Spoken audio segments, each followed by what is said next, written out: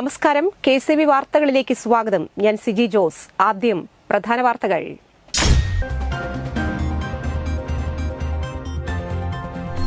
പഞ്ചായത്തുകളുടെ plan fund വെട്ടിക്കുറച്ച് വികസന മുരടിപ്പ് സൃഷ്ടിക്കുന്ന ഇടതുപക്ഷ സർക്കാരിനെതിരെ UDF രാപ്പകൽ സമരം നടത്തി.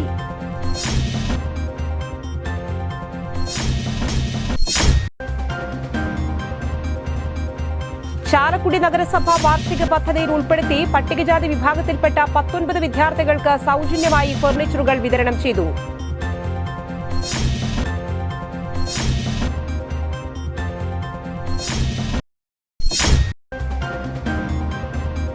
കൊടകര ഗാന്ധിനഗറിൽ തീപിടുത്തം. കൊടകര ഗാന്ധിനഗർ സർവീസ് റോഡിനരികിൽ പുല്ലിനും മാലിന്യങ്ങൾക്കുമാണ് തീപിടിച്ചത്.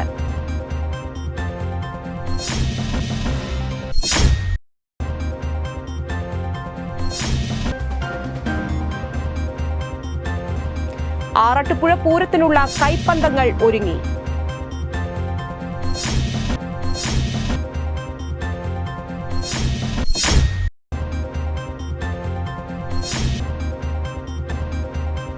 മാള അമ്പഴക്കാട്ടിൽ അജ്ഞാത ജീവിയുടെ ആക്രമണത്തിൽ 6 ആടുകൾ ചത്തു.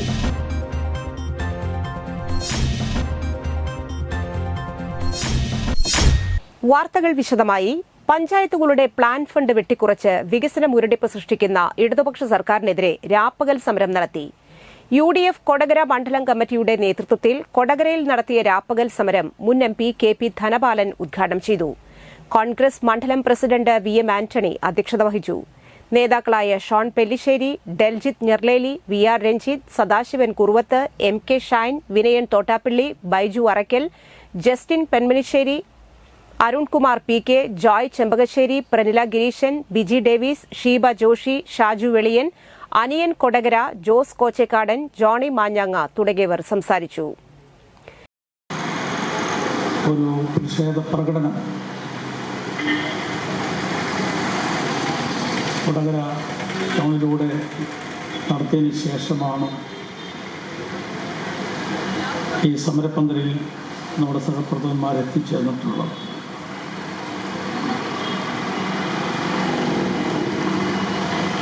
പ്രകടനം എന്തിനായിരുന്നു എന്നതിനെക്കുറിച്ചൊക്കെ ഒരു വിശദീകരണത്തിൻ്റെ ആവശ്യമില്ല. നമ്മൾ ഈ സമരത്തിന് ആഹ്വാനം ചെയ്തത്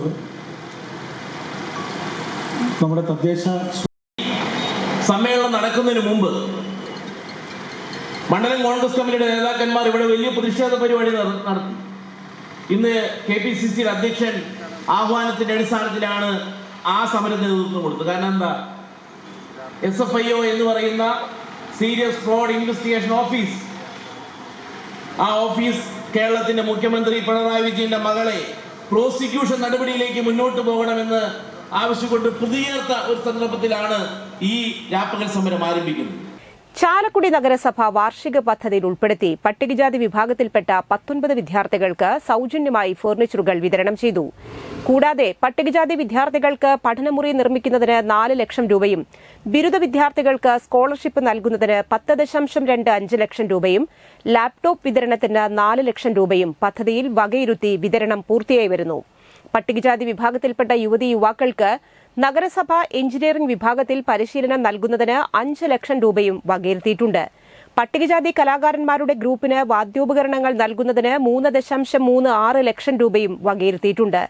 ഫർണിച്ചറുകളുടെ വിതരണം ചാലക്കുടി നഗരസഭ ചെയർമാൻ ഷിബു വാലപ്പൻ ഉദ്ഘാടനം ചെയ്തു. Vice chairperson C Sreedevi അധ്യക്ഷയായിരുന്നു.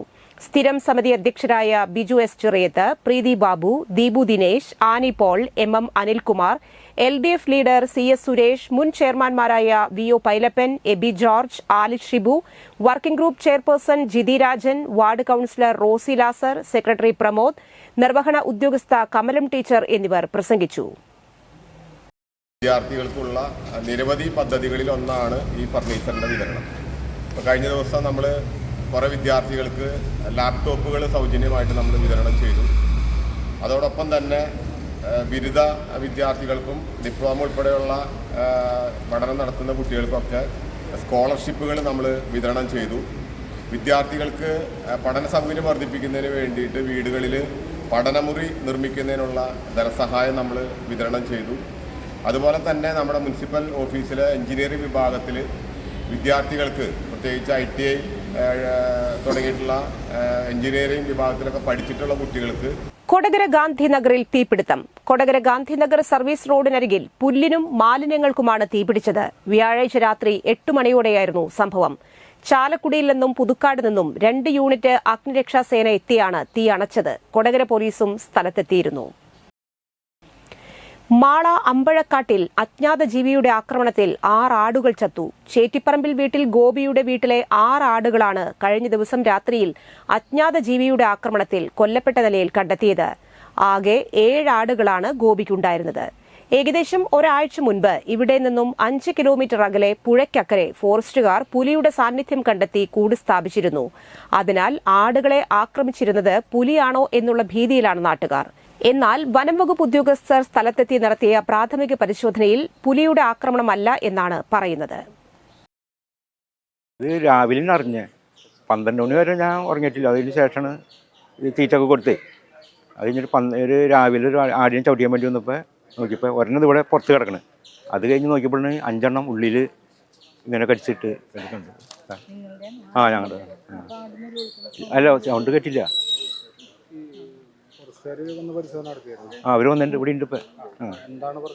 അല്ല അവർ പോസ്റ്റ്മോർട്ടം ചെയ്യുന്ന പറഞ്ഞേ. ഇവിടുത്തെ ഡോക്ടറെ കണ്ട് അവരാൾ വന്നിട്ടുണ്ട്. പക്ഷെ ഇനി ഇവിടുത്തെ ആൾക്കാർ വേണമെന്ന് പറഞ്ഞു. ഫോറസ്റ്റിൻ്റെ ഒരു ഡോക്ടർ ഉണ്ട് ഇപ്പോൾ വന്നിട്ടുണ്ട്. ആറാട്ടുപുഴ പൂരത്തിനുള്ള കൈപ്പന്തങ്ങൾ ഒരുങ്ങി. 2 വീതം ഒറ്റപ്പന്തങ്ങളും മുപ്പന്തങ്ങളും 18 നാഴിപ്പന്തങ്ങളുമാണ് ആദ്യഘട്ടത്തിൽ മുല്ലമൊട്ടിന്റെ ആകൃതിയിൽ ചുറ്റി തയ്യാറാക്കിയിട്ടുള്ളത്.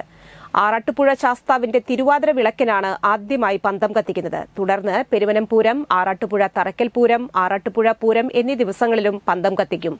ഓരോ എഴുന്നള്ളിപ്പ് കഴിയുമ്പോഴും പന്തങ്ങൾ വീണ്ടും ചുറ്റി തയ്യാറാക്കും.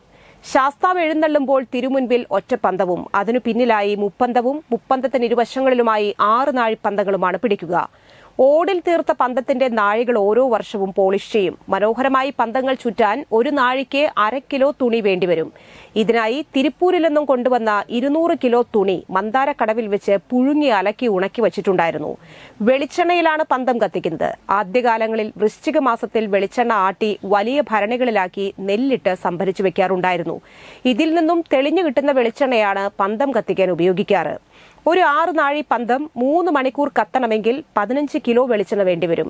എഴുന്നള്ളിപ്പ് സമയത്ത് 20 മിനിറ്റ് കൂടുമ്പോൾ പന്തം വെളിച്ചെണ്ണയിൽ നനച്ചുകൊണ്ടിരിക്കും. ഇലക്ട്രിസിറ്റി സാർവത്രികമാകുന്നതിന് മുൻപ് കൈപ്പന്തത്തിന്റെ പ്രകാശത്തിലാണ് പൂരം നടത്തി വന്നിരുന്നത്. കോലവും തിടമ്പും ആനച്ചമയങ്ങളും മറ്റും കൂടുതൽ ശോഭയോടെയും തിളക്കത്തോടെയും ദർശിക്കുന്നതിന് വേണ്ടിയാണ് പന്തങ്ങൾ വെളിച്ചെണ്ണയിൽ കത്തിക്കുന്നത്. ഊരകം MS ഭരതന്റെ നേതൃത്വത്തിൽ കുട്ടൻ, ശശി, കുട്ടപ്പൻ, രാജൻ എന്നിവരാണ് ആറാട്ടുപുഴ പത്തായിപ്പുരയിൽ വെച്ച് കൈപ്പന്തങ്ങൾ തയ്യാറാക്കിയത്. വഖഫ് ഭേദഗതി നിയമം പാസായി. വാക്കുപാലിക്കാൻ സുരേഷ് ഗോപി കൊരട്ടിമുത്തിയുടെ തിരുനടയിലെത്തി. മുത്തിക്ക് പൂവൻകുലയും പട്ടും മധുര പലഹാരങ്ങളും സമർപ്പിച്ചു.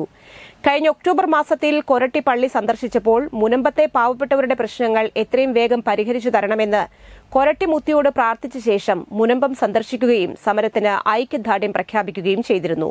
തിരുനാളിനിടയിൽ പള്ളിയിലെത്തിയപ്പോൾ വീണ്ടും ഞാൻ തിരിച്ചുവരുമെന്നും അന്ന് കാപ്പി കഴിക്കാമെന്നും വികാരി ഫാദർ ജോൺസൺ കക്കാടനോട് പറഞ്ഞ് തിരക്കിട്ട് പോവുകയായിരുന്നു. വഖഫ് നിയമം വ്യാഴാഴ്ച രാജ്യസഭയിലും പാസായ ശേഷം രാവിലെ ഡൽഹിയിൽ നിന്ന് നെടുമ്പാശ്ശേരിയിലെത്തി നേരിട്ട് വെള്ളിയാഴ്ച രാവിലെ 9 മണിയോടെ കൊരട്ടിപ്പള്ളിയിലേക്ക് വരികയായിരുന്നു. പള്ളിയിലെത്തിയ കേന്ദ്രമന്ത്രി സുരേഷ് ഗോപിയെ വികാരി ഫാദർ ജോൺസൺ കക്കാട്ട്, സഹവികാരിമാരായ ഫാദർ അമൽ ഓടനാട്ട്, ഫാദർ ജിൻസ് ഞാണയിലും കൈക്കാരന്മാരും ചേർന്ന് സ്വീകരിച്ചു. നേർച്ചകൾ തിരുനടയിൽ സമർപ്പിച്ച് പ്രാർത്ഥിച്ച സുരേഷ് ഗോപിയെ വികാരി തലയിൽ തൊട്ട് അനുഗ്രഹിക്കുകയും മുത്തിയുടെ തിരുസ്വരൂപം സമ്മാനിക്കുകയും ചെയ്തു. ഓഫീസിലെത്തി കാപ്പി കുടിച്ച് വഖഫ് നിയമ ഭേദഗതികളെക്കുറിച്ചും സഭയിലെ അനുഭവങ്ങളും എല്ലാവരുമായും പങ്കുവച്ചു. ചർച്ചക്കിടയിൽ ഉണ്ടാകുന്ന ബഹളവും മറ്റും ടെൻഷൻ കൂട്ടുമെന്നും പ്രാഥമിക ആവശ്യങ്ങൾ പോലും നടത്താൻ സാധിക്കാത്ത അവസ്ഥയാണെന്നും ജനപ്രതിനിധികൾ വേഗത്തിൽ രോഗികളായി മാറുമെന്നും കേന്ദ്രമന്ത്രി സുരേഷ് ഗോപി അഭിപ്രായപ്പെട്ടു. വഖഫ് നിയമ ഭേദഗതിയുടെ വിജയം മോദി സർക്കാരിന്റെ മറ്റൊരു നാഴികക്കല്ലാണെന്നും കേന്ദ്ര മന്ത്രി സുരേഷ് ഗോപി പറഞ്ഞു. ബിൽ പാസായി വിജയിച്ചെങ്കിലും പൂർണ്ണ വിജയം നൽകേണ്ടത് ജനങ്ങളാണെന്നും അദ്ദേഹം അഭിപ്രായപ്പെട്ടു. പ്രധാന വിഷയങ്ങളിൽ തനിക്ക് പങ്കെടുക്കാൻ സാധിച്ചതിലുള്ള സന്തോഷവും പങ്കുവച്ചു. ഇനിയും താൻ വരുമെന്നും മുനമ്പത്തെ സമര പങ്കാളികൾക്ക് കൊരട്ടിമുത്തിയുടെ തിരുനടയിൽ വെച്ച് ഒരു നേരത്തെ ഭക്ഷണം കൊടുക്കണമെന്ന ആഗ്രഹം അദ്ദേഹം വികാരിയേച്ചനോട് പങ്കുവച്ചു. പുരോഹിതർ, ജനപ്രതിനിധികൾ, മറ്റു പ്രമുഖ വ്യക്തികൾ, മുനമ്പം നിവാസികളെയും പങ്കെടുപ്പിച്ചുകൊണ്ടുള്ള ഒരു ചടങ്ങാണ് ഉദ്ദേശിക്കുന്നതെന്നും അതിനുവേണ്ട കാര്യങ്ങൾ താൻ ചെയ്യുമെന്നും അത് നടത്താൻ ഇനിയും വരുമെന്നും സൌകര്യമൊരുക്കണമെന്നും അദ്ദേഹം അഭിപ്രായപ്പെട്ടപ്പോൾ കൊരട്ടി ഇടവക അതിന് തയ്യാറാണെന്ന് വികാരി അദ്ദേഹത്തിന് ഉറപ്പു നൽകി. പള്ളിയിലെത്തിയ കേന്ദ്രമന്ത്രിയെ ബിജെപി കൊരട്ടി മണ്ഡലം പ്രസിഡന്റ് VC സിജു ഷാൾ അണിയിച്ച് സ്വീകരിച്ചു. എറണാകുളം ജില്ലാ പ്രസിഡന്റ് MA ബ്രഹ്മരാജ്, കൊരട്ടി മണ്ഡലം general secretary MG Manoj, Chalakudy മണ്ഡലം പ്രസിഡന്റ് പ്രജിത് TV, പഞ്ചായത്ത് അംഗം PG സത്യപാലൻ, മുൻ കൊരട്ടി മണ്ഡലം president Sajeev Pallath, PR Sivaprasad, Sumesh Padiyath, Baiju KA, Saraswathi Ravi, Sunilkumar MS തുടങ്ങിയവരും സംബന്ധിച്ചു.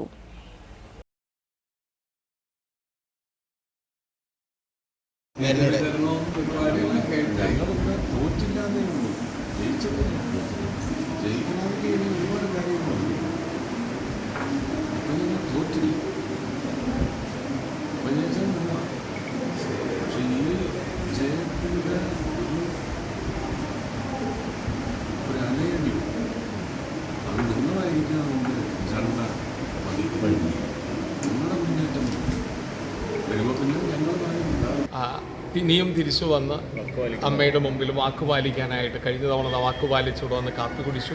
ഇനി അമ്മയുടെ നടയിലൊരു സദ്യ എല്ലാവർക്കുമായിട്ട് ജനപ്രതിനിധികൾ, മുനമ്പത്ത് സമരത്തിലിരിക്കുന്നവർക്കും ഇവിടുത്തെ ജനപ്രതിനിധികളും ഇവിടുത്തെ പ്രിയപ്പെട്ടവർക്കും വേണ്ടിയിട്ടൊരു സദ്യ പരിശുദ്ധ കൊരട്ടിമുത്തിയുടെ നടയിൽ കൊടുക്കാൻ ആഗ്രഹിക്കുന്നു എന്നാണ് വാഗ്ദാനം ചെയ്തത്. ദേശീയപാത ആമ്പല്ലൂരിൽ ടോറസ് ലോറി ഇടിച്ച് സ്കൂട്ടർ യാത്രികൻ മരിച്ചു. പറവൂർ വെളിയത്തുനാട് സ്വദേശി പാലമറ്റം വീട്ടിൽ 72 വയസ്സുള്ള ചന്ദ്രനാണ് മരിച്ചത്. വ്യാഴാഴ്ച ഉച്ചതിരിഞ്ഞ് 3 മണിക്കായിരുന്നു അപകടം. തൃശൂർ ഭാഗത്തേക്ക് പോയിരുന്ന സ്കൂട്ടറിൽ അതേ ദിശയിൽ പോയിരുന്ന ടോറസ് ഇടിക്കുകയായിരുന്നു. തലയ്ക്ക് പരിക്കേറ്റ ചന്ദ്രൻ അപകട സ്ഥലത്ത് വെച്ച് തന്നെ മരിച്ചു. മുതുക്കാട് പോലീസ് മേൽ നടപടികൾ സ്വീകരിച്ചു. തൃശൂർ കോർപ്പറേഷൻ സ്റ്റേഡിയത്തിലെ സിന്തറ്റിക് ട്രാക്ക് നിർമ്മിക്കുന്നതിന്റെ പുരോഗതി വിലയിരുത്താൻ ജില്ലാ കളക്ടർ അർജുൻ പാണ്ഡിന്റെ അധ്യക്ഷതയിൽ തൃശൂർ കോർപ്പറേഷൻ മേയർ MK വർഗീസിന്റെയും കായിക യുവജനകാര്യ വകുപ്പ് ഡയറക്ടർ P വിഷ്ണുരാജിന്റെയും സാന്നിധ്യത്തിൽ യോഗം ചേർന്നു. തൃശൂർ കോർപ്പറേഷൻ സ്റ്റേഡിയത്തിൽ 14.2 കോടിയുടെ വികസന പദ്ധതിയാണ് നടപ്പിലാക്കുന്നത്. സ്റ്റേഡിയത്തിൽ 8 ലൈൻ സിന്തറ്റിക് ട്രാക്കിനോടൊപ്പം ടർഫ് ഫുട്ബോൾ കോർട്ടും ഡ്രസ് ചേഞ്ചിംഗ് റൂമും ടോയ്ലറ്റ് ബ്ലോക്കും ഉൾപ്പെടുന്ന വിവിധ രീതിയിലുള്ള നിർമ്മാണ പ്രവർത്തനങ്ങൾ വിഭാവനം ചെയ്യുന്നു. കോർപ്പറേഷൻ സ്റ്റേഡിയത്തിന്റെ നവീകരണവുമായി ബന്ധപ്പെട്ട പ്രപ്പോസലിലുണ്ടായിരുന്ന വ്യവസ്ഥകൾ സംബന്ധിച്ച് കോർപ്പറേഷനും കായിക വകുപ്പും ധാരണയിലെത്തി. തൃശൂർ കോർപ്പറേഷൻ സ്റ്റേഡിയത്തിൽ ചേർന്ന യോഗത്തിൽ standing committee chairman Varghese Kandamkulathy, sports council president KR Sambasivan, secretary S Rajendran Nair, കായിക യുവജനകാര്യ regional office deputy director CJ Ramesh, Thrissur corporation secretary Shibu, വിവിധ വകുപ്പുതല ഉദ്യോഗസ്ഥർ എന്നിവർ പങ്കെടുത്തു. ഇന്നത്തെ സ്വർണ്ണവില.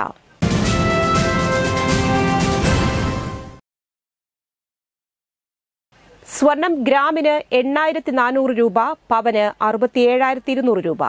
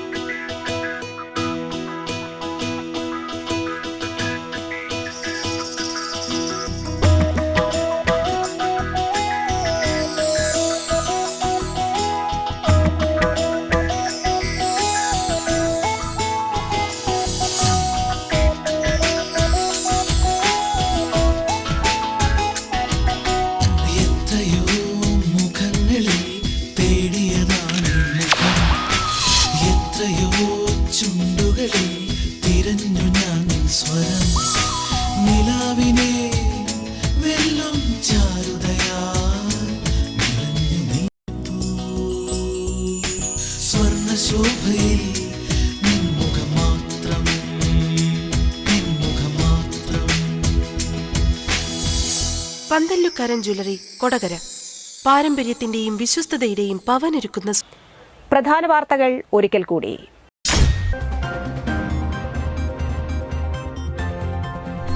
പഞ്ചായത്തുകളുടെ പ്ലാൻ ഫണ്ട് വെട്ടിക്കുറച്ച് വികസന മുരടിപ്പ് സൃഷ്ടിക്കുന്ന ഇടതുപക്ഷ സർക്കാരിനെതിരെ UDF രാപ്പകൽ സമരം നടത്തി.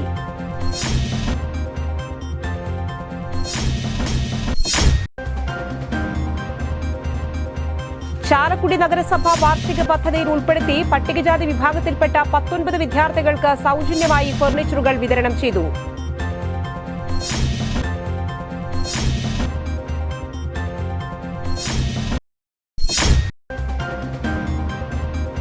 കൊടകര ഗാന്ധിനഗറിൽ തീപിടുത്തം. കൊടകര ഗാന്ധിനഗർ സർവീസ് റോഡിനരികിൽ പുല്ലിനും മാലിന്യങ്ങൾക്കുമാണ് തീപിടിച്ചത്.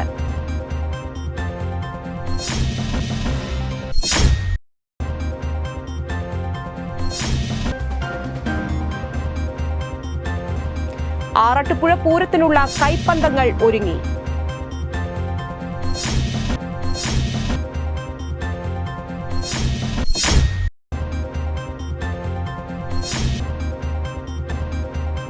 മാള അമ്പഴക്കാട്ടിൽ അജ്ഞാത ജീവിയുടെ ആക്രമണത്തിൽ 6 ആടുകൾ ചത്തു.